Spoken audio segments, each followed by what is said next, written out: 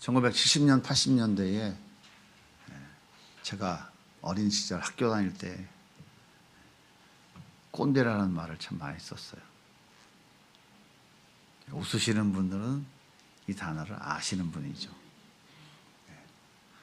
선생님을 이렇게 약간 비하해서 은유적으로 표현하는 단어가 꼰대라는 표현이죠. 세월이 흘러서 지금은 라떼로 바뀌었어요. 이해가 되셨나요? 네. 처음에는 권위주의자들, 뭔가 좀 강압적인 자세로 군림하는 그런 대상들을 향해서 꼰대라는 표현으로 점점 발전돼 있죠. 발전돼 갔죠. 넌 또 공부 안 하고 만화책 보냐? 넌 도대체 뭐가 되려고 그러냐? 지금 몇 시인데 아직도 처자고 앉았어. 이불을 걷어내면서 해가 중천에 쌌어 이놈아. 들어보셨나요? 요즘도 그런 분이 혹시 계신가 모르겠네요. 밥 먹을 때는 입을 다물고 조용히 먹어야지 뭐 이렇게 쩝쩝거리면 밥을 먹냐. 양반은 그렇게 하는 게 아니야 이놈아. 이때 여러분들은 뭐라고 하셨어요? 젊은 우리 청년들은 죄송합니다. 라떼를 얘기해서 아유 저 꼰대가 또 잔소리하네. 그렇게 얘기했어요. 선생님은 늘 이렇게 얘기하죠. 학생은 성실해야 됩니다. 절대 지각하거나 결석하면 안 돼요. 컨닝하면 됩니까? 학생이 술 먹고 담배 피우면 안 됩니다. 넌 머리가 그게 뭐냐? 바지가 왜 그래? 야단을 치면 그랬죠. 아유 돌아서서 꼰대. 아유 보기만 하면 찬소리예요. 조금만 간섭해도, 조금만 방향을 제시해도, 조금만 틀을 이해하게 해도 아이고 꼰대가 또 잔소리하네. 내 마음대로 못하게 하면 꼰대라고 그렇게 말을 했어요. 그래서 요즘은 꼰대들이 내가 옛날에는 내가 군대 생활할 때는 그때는 얘기하면 라떼라고 그래요. 라떼. 그 말이 그 말입니다. 사람들은 간섭하는 삶, 통제하는 삶, 내가 원하는 대로 사는 삶을 자유라고 믿어요. 그런데 우리는 하나님도 그렇게 생각합니다. 하나님이 기준을 말하면 부담스럽고요. 하나님이 방향을 제시하면 엄청 불편하고요. 하나님이 하지 말라 그러면 답답해집니다. 그래서 말은 하지 않지만 마음속으로 하나님을 꼰대로 여겨요. 아휴, 뭐가 이렇게 카테고리가 많어. 하지 말라는 게 뭐가 이렇게 많어. 아버지의 잔소리는 사랑입니다. 그런데 그것을 간섭이라고 오해를 해요. 그래서 내가 참된 자유를 얻으려면 아버지를 떠나야 된다고 생각을 해요. 그런데 여러분, 그 자유는 대단한 착각입니다. 아버지는 나의 자유를 빼앗는 꼰대일까요? 우리가 아버지를 그렇게 오해하고 있는 것일까요? 오늘 본문에 보면 둘째 아들이 깨진 저금통을 끌어안고 아버지를 멀리 떠납니다.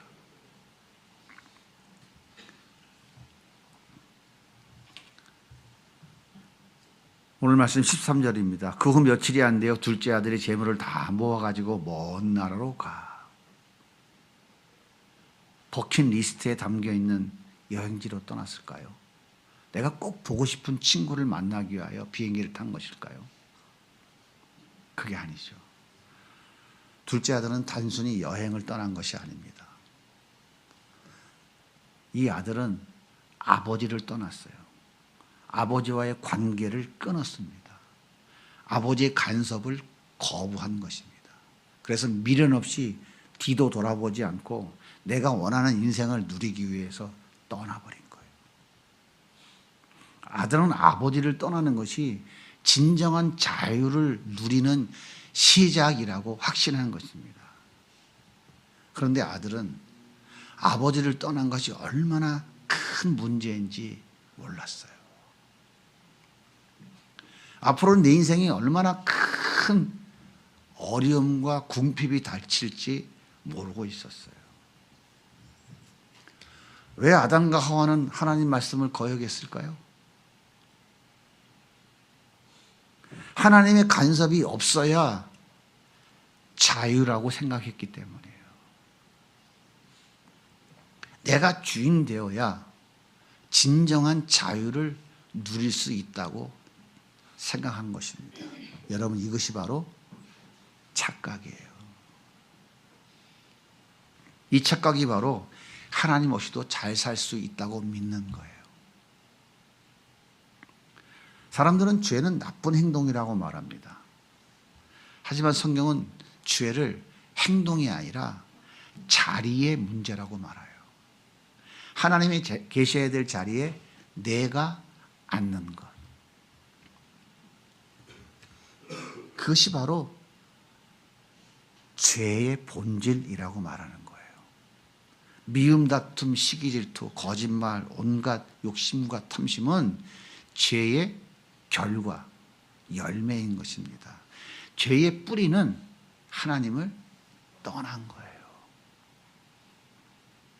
그러니까 하나님이 떠난 것을 해결하지 않으면 죄의 결과로 나타나는 갖가지의 문제들은 절대로 해결이 될 수가 없다는 거예요. 하나님, 제가 잘못했습니다. 도둑질했습니다. 용서해 주세요. 해결이 안 된다는 거예요. 또 한다니까요. 내가 절대로 앞으로 핸드폰에 시간 낭비하지 않겠습니다. 여기서 너무 악한 여러 가지 모습들을 보게 돼서 하나님 앞에 부끄럽습니다. 저 안 하겠습니다. 100번, 1000번 작정을 하고 다짐을 해도 또 해요. 이유가 뭐라고요? 하나님을 떠나 있기 때문에 그런 거예요. 하나님을 떠나는 것은 자유가 아닙니다, 여러분. 스스로 인생을 책임지려 하는 고통을 선택한 거예요. 그런데 인간은 무슨 이유를 만들어서라도 떠나려고 그래요. 정당화하면서 떠납니다. 결국 자기 자신을 선택하는 거예요. 내가 주인이야. 내가 하나님이야. 그래서 인간은 스스로 돌아올 수 없는 상태가 되어버린 것입니다. 그러면 먼 나라로 떠난 둘째 아들이 누린 자유가 뭘까요? 오늘 성경은 분명히 얘기해요. 13절에 허랑방탕하여. 허랑방탕. 아버지를 떠난 아들이 누리는 자유는 어디로 간다고요? 허랑방탕으로 간다고요. 허랑방탕이라는 단어의 의미는 구제불능, 파멸적인 삶. 이걸 좀 풀어 설명하면 구원될 수 없는 상태처럼 사는 삶. 이것이 허랑방탕의 의미예요.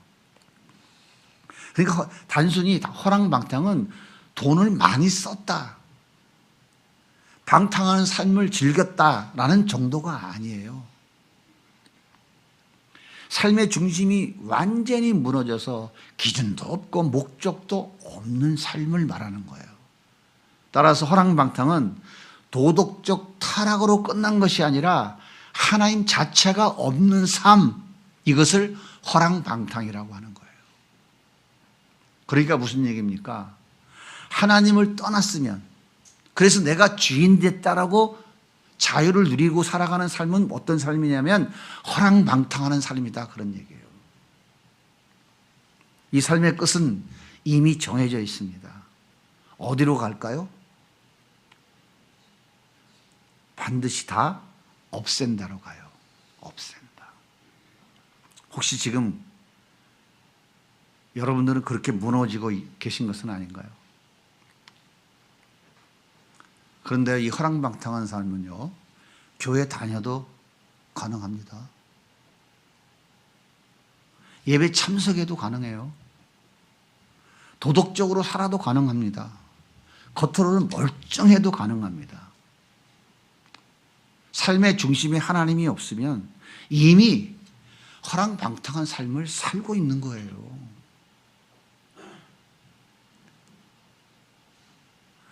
종교적 겉모습을 보고 거룩하다, 경건하다고 인간은 말할지 모르지만 하나님은 하나님을 떠난 그에게 이렇게 말씀하세요. 너는 허랑방탕하고 있는 거야. 그런데 우리는 그거를 착각하고 살아가고 있는 것이죠. 그러니까 둘째 아들은 자유를 선택했지만 실제로는 자신을 파괴하는 삶을 선택한 것입니다. 그래서 허랑방탕은 자유의 결과가 아니라 하나님을 떠난 삶의 필연적 결과입니다. 그렇다면 이 삶의 끝은 무엇일까요? 이 삶의 끝은 반드시 궁핍으로 결론납니다. 오늘 말씀 14절입니다. 같이 한번 읽어보겠습니다.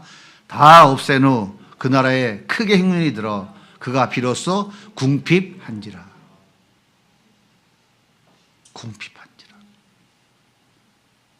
여기서 궁핍이라는 단어는 무슨 뜻이냐면 모자라다, 부족하다 그런 뜻이에요. 있어야 할 것이 없는 상태. 이것이 단어의 의미예요.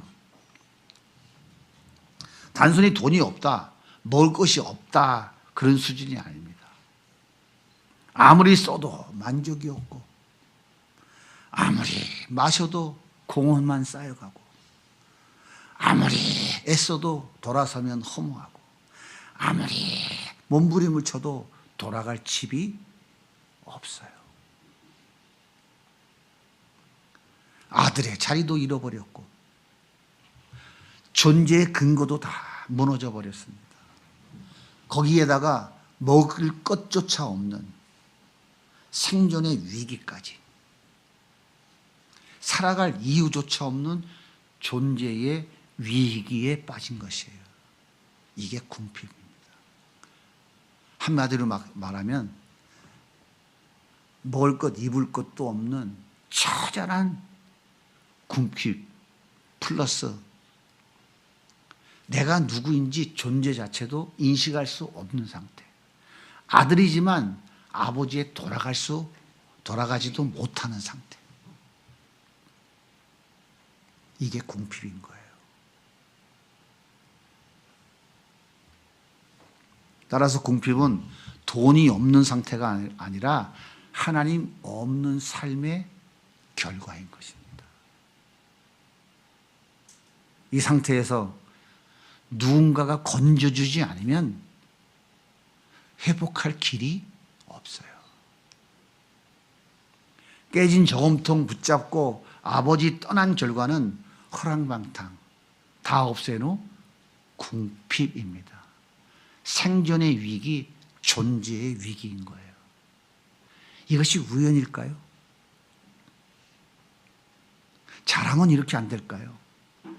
분명히 기억하세요. 하나님의 택한 백성은 필연입니다.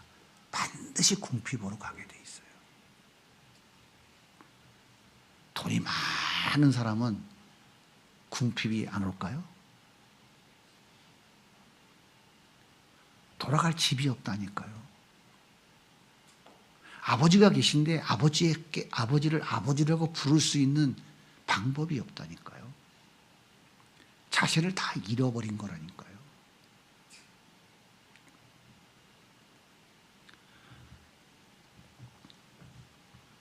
이것이 바로 자유라는 착각인 것입니다.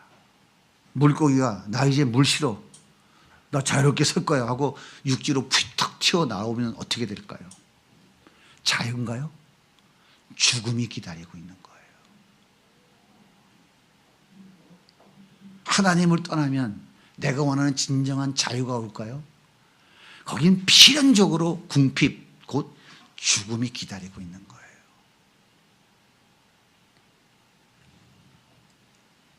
반드시 무너집니다. 반드시 다 없앱니다. 반드시 그래서 궁핍으로 끝나게 돼 있어요. 그것이 성경이 오늘 우리에게 분명히 가르쳐주고 있는 진리입니다. 그렇다면 이 궁핍을 누가 끊을 수 있을까요?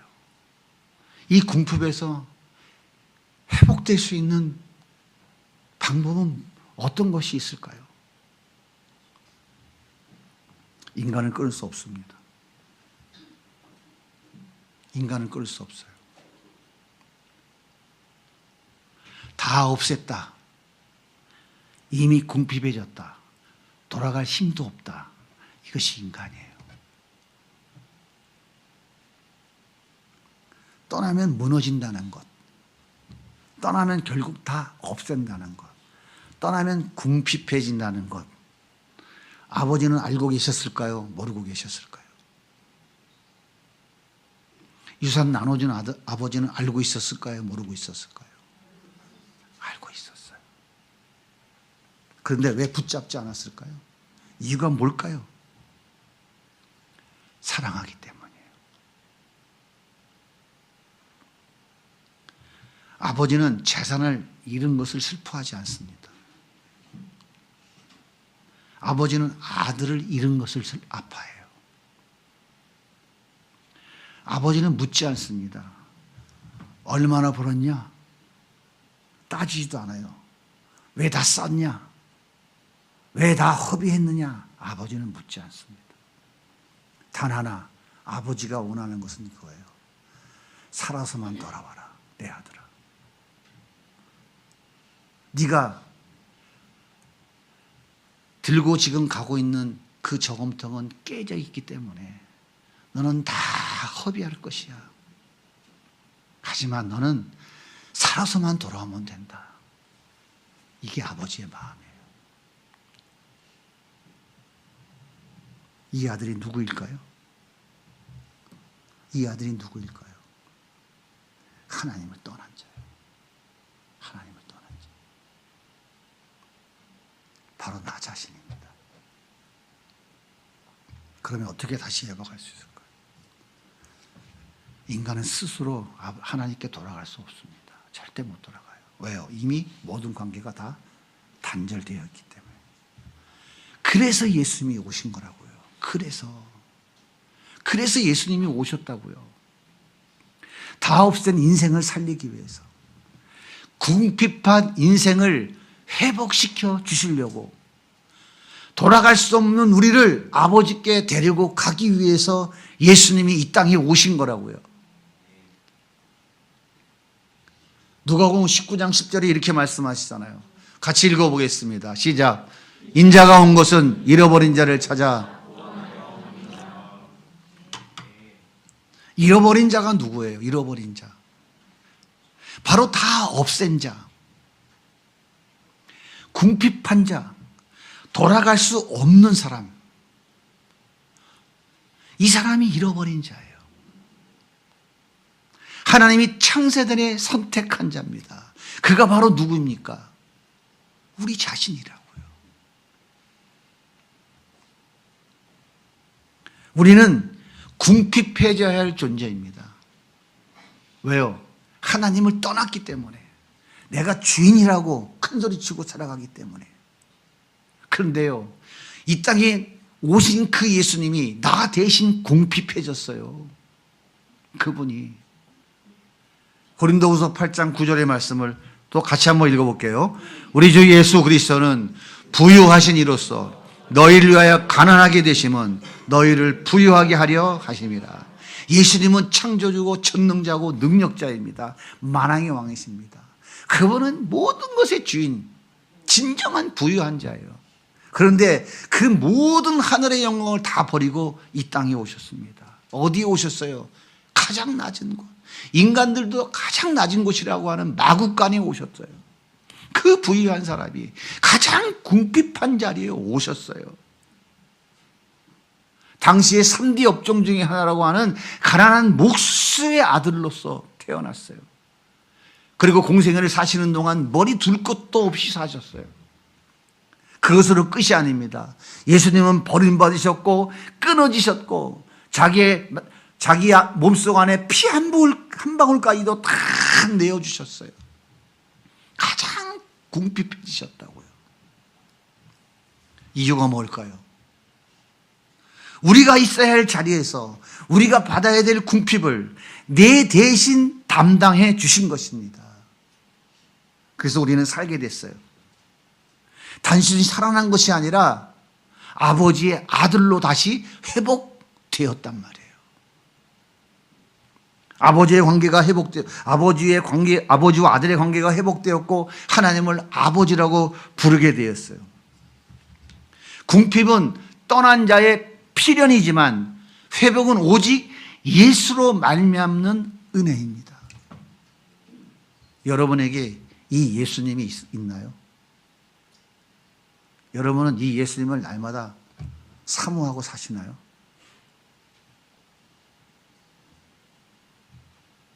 사랑하는 여러분, 나는 지금 어디에 있나요? 먼 나라에 있나요? 이미 궁핍한 상태인가요? 그렇다면 더는 미룰 수가 없습니다. 돌아와야 됩니다. 돌아온다는 것은 무슨 말이냐면 내가 주인 되려고 했던 자리에서, 내가 주인 된 자리에서 내려오는 거예요. 다시 말하면 내가 내 인생의 주인이야, 내 멋대로 내 마음대로 자유를 누리며 살아야지라고 했던 그 자리를 내려오는 거예요. 하나님을 다시 내 아버지로 인정하는 거예요. 이것이 회개입니다. 방향을 바꾸는 것입니다. 그런데 여전히 문제는 뭐냐면 우리 스스로 돌아갈 수 없다는 거예요. 그래서 예수님이 찾아오셨어요. 그리고 그분이 내 손을 붙잡고 이렇게 세워주십니다. 내 손을 붙잡고. 베드로가 성전 미문에 앉아있던, 나면서부터 안진이 된 그 자를, 나는 금과 은이 없다, 네가 원하는 것이 없다, 그러나 나는 가진 게 하나가 있다, 내가 그걸 너에게 줄게. 그의 손을 붙잡고 나사렛 예수의 이름으로 명하노니 일어나라. 그 예수의 이름을 그에게 주어서 일어났어요. 그 예수님이 오셔서 우리를 그렇게 붙잡아 주신 거라고요. 일어나라고. 이때 우리가 할 일이 뭡니까? 한 가지 딱 있어요. 예수님이 나를 붙잡을 때 그 붙잡힘을 거부하지 않는 거예요. 언제 내가 거부를 해요? 우리 인간은요, 거부하지 않는 것 같지만 너무너무 거부하고 살아간다니까요. 예수님이 은혜를 무한히 부어주는데 그 은혜를 다 쓰레기통에 버린다니까요. 자기 생명을 내어주신 분이 우리에게 무엇가 아까워서 주지 못할 게 있느냐고요. 다 주신다니까요. 근데 내가 버리는 거예요. 우리가 해야 할 일은 딱 한 가지예요. 예수님이 오셔도 내 손을 붙잡을 때 뿌리치지 않는 거예요. 붙잡힘을 거부하지 않는 거예요. 오늘부터 나가가지고 거짓말하고 나쁜 짓 하지 않고 착하게 살아라, 그게 아니라고요. 여기 오시면 그것보다 중요한 게 뭐냐면 예수님의 내미는 손 뿌리치 않고 나도 같이 붙잡는 거예요.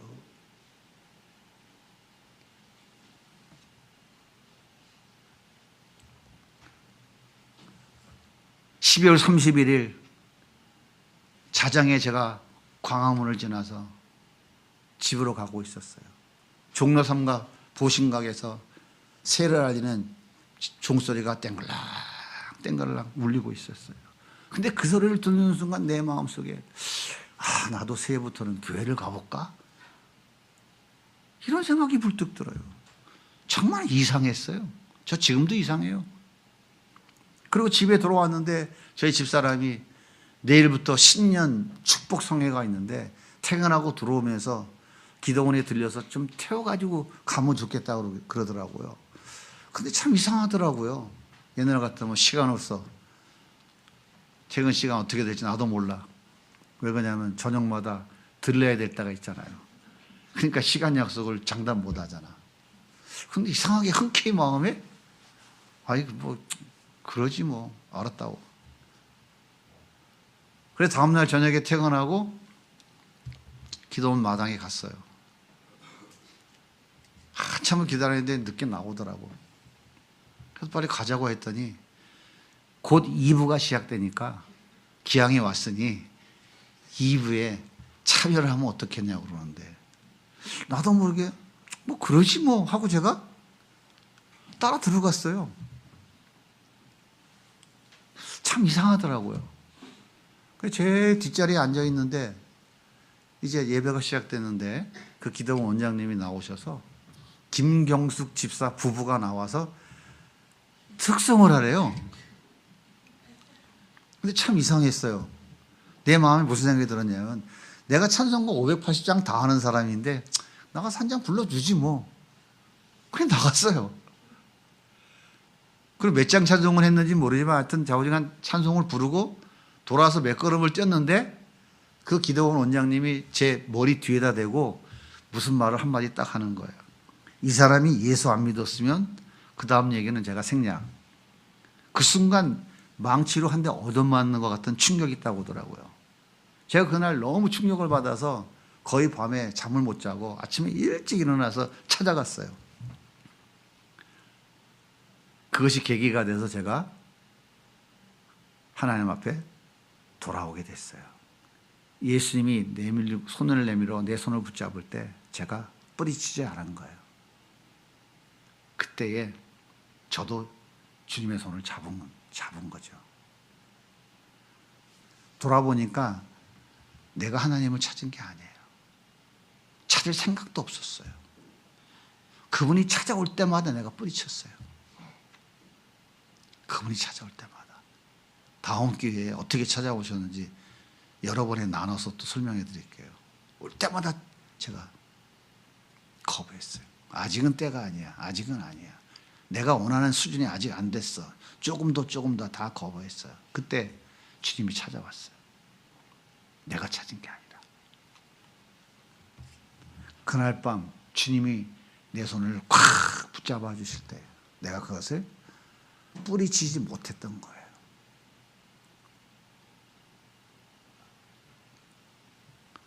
그리고 나를 그분이 이끌어 주셔서 오늘 여기까지 오게 됐어요. 사랑하는 성도 여러분, 이제 더 이상 버티지 말고 주님이 붙잡은 내 손을 뿌리치지 마세요. 예수님이 붙잡을 때 거부하지 마세요. 예수님 아니었으면 제 인생은 끝났습니다. 예수님 감사합니다. 뻔뻔하게 일어나서 예수님 품에 기대면 됩니다. 이때 궁핍은 끝나고 예수의 생명이 다시 시작되는 거예요. 그리고 예수님 안에 머물러 있기만 하면 그분이 내 손을 붙잡고 있는 거 뿌리치지만 말고 그분 손 같이 붙잡고 그분이 이끄는 대로 한 걸음 한 걸음 달려가라고 하지 않았어요? 100m 구촉으로 뛰라고 하지 않았어요?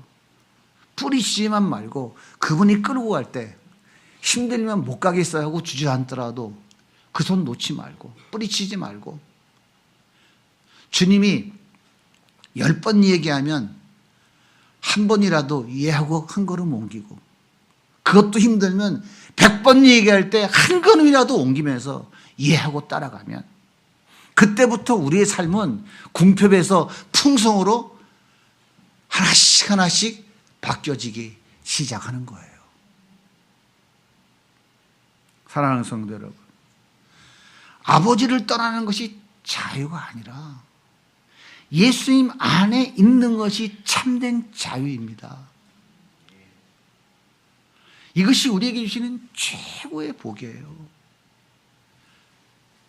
그 예수님 안에 있으면 신랑 되시는 그 예수님을 만난 그 사마리아 여인처럼 기쁜 거예요. 남편을 6 바꿨는데도 만족이 없었는데 7번째 진짜 남편, 성경은 예수님을 신랑이라고 표현하잖아요. 우리를 신부라고 하잖아요, 성도를. 그렇게 갈급했던 이 사마리아 여인이 예수님을 만났어. 진짜 원하는 신랑 남편을 만났어. 너무 기뻤어. 부끄러워서 물동이를 남들 다 잠자는 오침 시간에 물 길러 오던 이 여자가 물동이를 집어던지고 마을로 뛰어들어가서 나는 메시아를 만났다. 와서 봐라. 이 얘기를 바꿔서 얘기하면 뭐예요? 나는 이제 진짜 남편을 만났다. 여러분 와서 봐라. 그 기쁨이, 그 자유함이 자기 남편 6 바꾼 여자라고 하는 그 오명, 이것을 완전히 해소시킨 거예요. 궁핍에서 완전히 벗어난 거예요. 이것이 바로 예수님 안에 있을 때에 그분이 우리에게 주시는 참된 자유인 거예요. 우리가 진짜 예수를 믿는다면 이 자유를 누리며 살아가야 되는 거예요. 예수님은 만왕의 왕이시고 창조주시고 그분은 모든 것의 주인이시잖아요. 그분은 불가능이 없는 분이잖아요. 그분이 내가 부족한 것을 모르나요? 내 아픈 마음을 몰라요? 나를 위해서, 나를 신부 삼으려고 자기 생명을 십자가에 내어주신 분이 내 삶의 어려움을 모르냐고요. 너무너무 잘 알고 계신다니까요.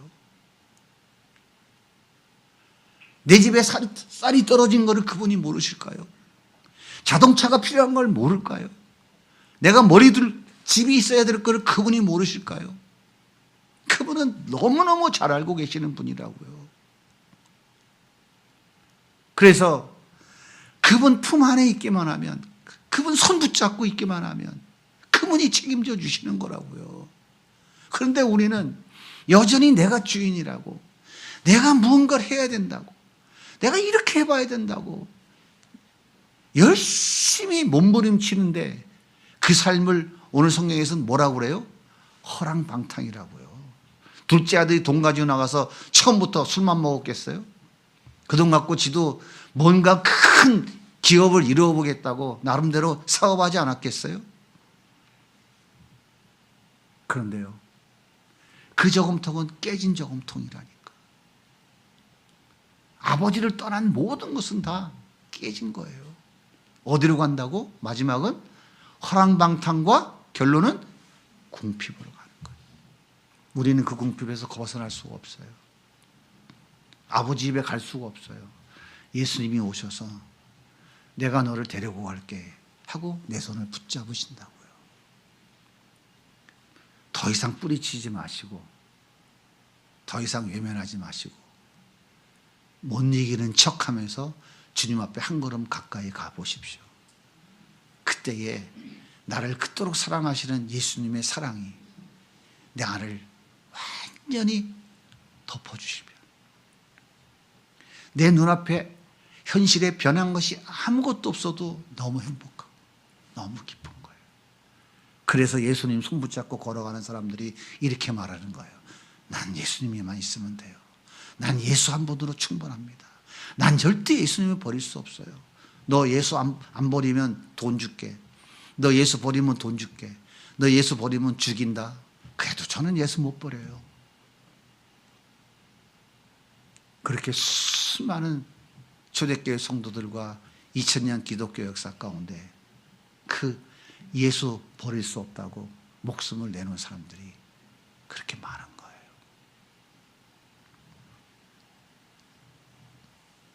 예수님을 더 알게 해주세요. 예수님과 더 가까워지게 해주세요. 우리는 그렇게 기도해야 돼요. 서울대학 가게 해주세요. 기도 오래 했잖아요. 12년 동안. 서울대학 가기 어렵다니까. 왜 그러냐면 내가 서울대학 근처도 안 가봤는데 어떻게 내 자식은 서울대학을 가. 틀렸어요? 맞았어요? 나는 겨우 서울대 상대 나왔는데 우리 아들은 하버드 간대. 참, 이런 허황된 잘못된 긍정적 사고, 적극적 사고방식 하면 된다고 하는 공수부대도 아닌데 이런 쓸데없는 소리 하지 말고 우리는 예수님 붙잡으면 돼요. 자유를 찾아 떠난 인생은 궁핍으로 끝나지만 예수 안의 인생은 생명으로 시작됩니다. 예수의 생명 누리고 이 생명 나누며 살아가는 우리 세부전의 모든 가족들 되기를 예수님의 이름으로 축복합니다.